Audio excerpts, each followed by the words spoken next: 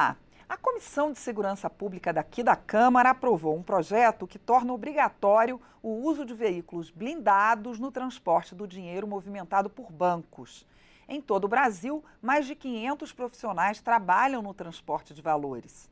O relator da matéria foi o deputado delegado Palumbo, do MDB de São Paulo, que conversa agora com a gente. Olá, deputado, bem-vindo. Muito obrigado, é um prazer estar com vocês aqui, uma alegria para mim. Deputado, hoje em dia, então, não é assim. Acho que a gente fica um pouco na impressão de que o carro forte é blindado e são eles que levam os valores. Não, a realidade desses trabalhadores vigilantes que transportam valores por todo o Brasil é muito diferente. Nos grandes centros como São Paulo, Rio de Janeiro, Belo Horizonte, eles se utilizam daqueles carros que a gente costuma chamar de carro forte. Mas tem muito transporte com carros normais que não são blindados. Eu passei 20 anos como delegado, 18 trabalhando em grupos de operações especiais, troquei tiro com bandidos armados com fuzil, que explodiam carros fortes em São Paulo, era muito comum. Na época eu estava à frente da divisão de operações especiais e é indigesto quando eles explodem um carro forte com .50, .30, granadas, e aquele trabalhador vigilante patrimonial, ele está com 38, ele está com uma calibre 12, não tem um equipamento à altura e em muitas cidades por esse Brasil afora sequer tem um carro blindado para tentar fugir, para tentar não ser alvo dessas quadrilhas especializadas chamadas de Novo Cangaço. Novo Cangaço? Novo Cangaço. Eles fecham a cidade inteira, principalmente cidades com pouco efetivo policiais. Há cidades, inclusive no estado de São Paulo, onde o efetivo da Polícia Militar não passa de 3 policiais militares. Que são aquelas cidades médias, não é isso? São as cidades pequenas, até 20 mil habitantes, 15 mil habitantes. São cidades muito pequenas, não tem guarda civil, não tem absolutamente nada. E eu me recordo que numa dessas operações, da Divisão de Operações Especiais, nós fomos enfrentar uma quadrilha numa cidade chamada Aguaí, onde eles explodiram literalmente os bancos da cidade com explosivos. E foi uma troca de tiro muito intensa, com bandidos mortos. E eu perguntei para um policial militar, quantos fuzis vocês têm na cidade? Porque nós vamos incursionar na área de mata. Ele falou, nenhum. E eu falei, então fica aqui, nem vá. E a gente acabou indo com a nossa equipe da divisão, e ali houve uma intensa troca de tiro. Se a polícia militar, muitas vezes, não tem equipamento à altura, que dirá os vigilantes patrimoniais. Mortes, tem havido muitas de policiais nesses casos? Muitas mortes de policiais, principalmente do vigilante, que ele é o primeiro a ser atacado. Recentemente, no estado de São Paulo, houveram 2 ataques numa uma das principais rodovias, Bandeirantes e Anhanguera, onde explodiram esse carro forte. Só que eu repito, né, a realidade de São Paulo, a gente não pode se basear só em São Paulo. Tem cidades que sequer têm um carro forte.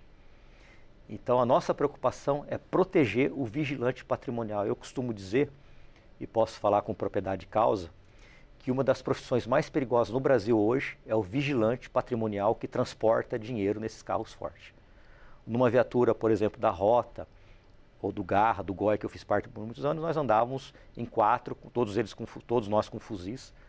Né, com colete? Com colete. O colete ele não segura o fuzil, né, ele vai varar igual papel. Né, mas é uma defesa contra uma pistola, uma arma de menor calibre.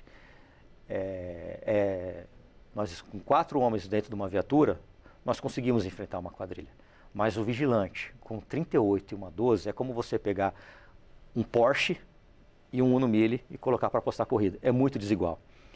E muitas pessoas que não têm noção nenhuma de segurança pública, eles não conseguem entender isso, eles não conseguem visualizar isso.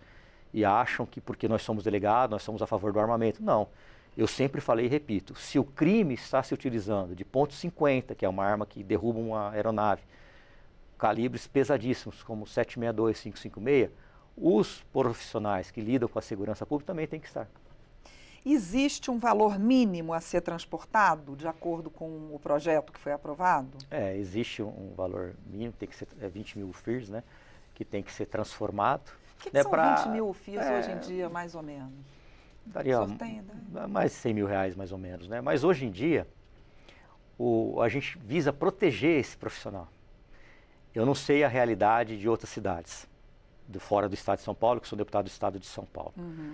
Mas em São Paulo houve épocas em que se entrava no banco para roubar 5 mil reais, nas chamadas saidinhas de banco. Ou então esperava essa pessoa sair. e não tem proteção nenhuma. E a pessoa que está transportando um numerário altíssimo, 200, 300 mil reais, num carro que não é blindado, ele sofre muito mais risco mesmo. Certo. O carro blindado teria que ser um carro forte ou pode ser qualquer veículo blindado, de acordo com o projeto? Seria um carro blindado normal. Tá. Né? Porque essas empresas também não querem ficar no prejuízo. O banco, o banqueiro, ele não toma prejuízo.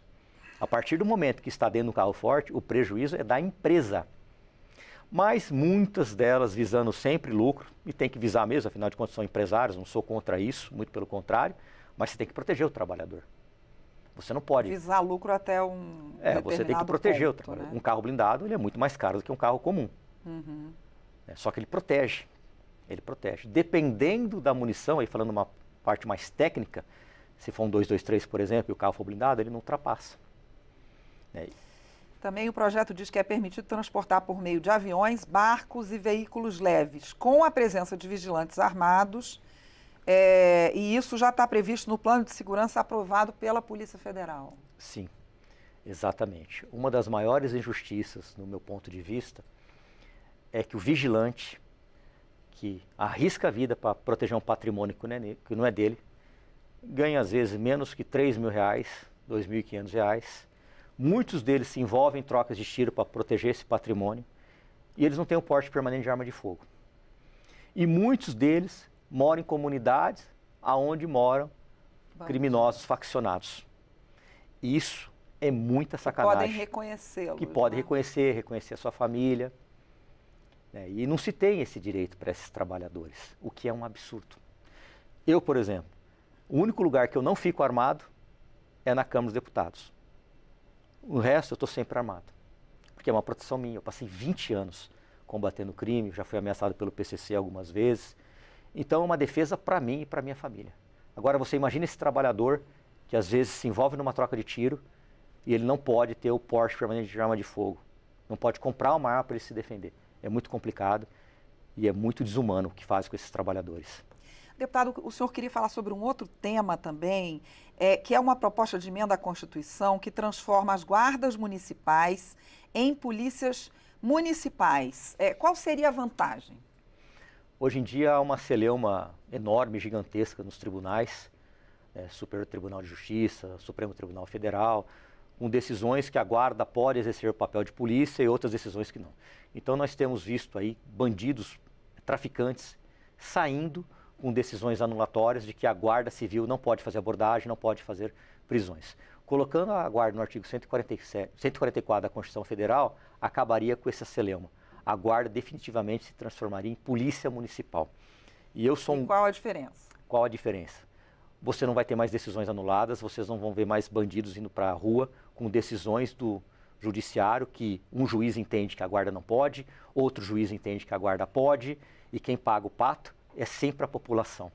Porque a partir do momento que um bandido vai para a rua por causa de uma decisão anulatória em que o guarda não poderia fazer a abordagem, não poderia fazer a prisão, é mais um bandido na rua. Mas tem diferença em termos de armamento também? Não, o armamento fica a cargo dos prefeitos. Eu, enquanto vereador, fui vereador 2 anos em São Paulo, eu destinei verbas para a guarda comprar fuzil. E sofri muita crítica mesmo. E Hoje em dia a guarda pode ter o quê? Fuzil. Fuzil. Mas só em São Paulo? Não, pode ter em qualquer lugar, desde que o prefeito faça um convênio com o Exército e compre. Eu destinei essa verba, por quê? Porque numa das minhas trocas de tiros, com essas quadrilhas que explodiam bancos em São Paulo, era muito comum isso, eles explodiam bancos literalmente à noite. Essa quadrilha, ela encontrou uma viatura da PM, metralhou a viatura da PM e não tinha nenhum policial militar de fuzil. Depois ela encontrou uma viatura da guarda, metralhou a viatura da guarda, eles não tinham fuzil. É muito desigual o confronto. Talvez as pessoas que estejam assistindo não consigam mensurar isso, exceto os policiais que já participaram desses confrontos. Quando eles se encontraram com a nossa viatura da Divisão de Operações Especiais, todos nós estávamos de fuzil. Aí o confronto foi igual para igual. E ali foram 17 bandidos para a cadeia, um morreu ali no local. E o mais triste, depois de 3, 4 meses, nós fomos trocar tiro com um desses bandidos em outra cidade, porque ele tinha sido solto, o que desmotiva. Então, o crime funciona assim. Se eu estiver aqui com uma pistola Glock 9mm, estou bem armado. Mas se você encontrar um policial com um fuzil, eles vão pensar 2 vezes antes de atacar, porque o poder letal é muito grande. E eu fui criticado por pessoas que sequer conhecem a arma. Uma calibre 12, que é essa que o vigia carrega, a curta distância, ela tem um poder destrutivo quase igual a de um fuzil. Qual é a diferença do fuzil, então, delegado Palum? O fuzil, você acerta uma moeda, se você for bem treinado, a 100, 150 metros. A calibre 12, você, a partir de 20, 30 metros, você já começa a perder esse poder de precisão. Então, é muito melhor você ter uma pessoa preparada, com uma arma, que você consiga acertar o alvo sem colocar ninguém em risco, do que você ter uma calibre 12, que a 100, 150 metros já se torna um perigo. Tá bom, deputado. Muito obrigada pela sua participação. Eu que agradeço. Eu conversei com o deputado delegado Palumbo, do MDB de São Paulo, sobre o transporte de dinheiro dos bancos por meio de carros blindados. Eu sou Mariana Monteiro. E se você quiser compartilhar essa entrevista, basta acessar a página da Câmara dos Deputados na internet ou acessar o nosso canal no YouTube. Siga também as nossas redes sociais. Muito obrigada pela sua audiência e até a próxima.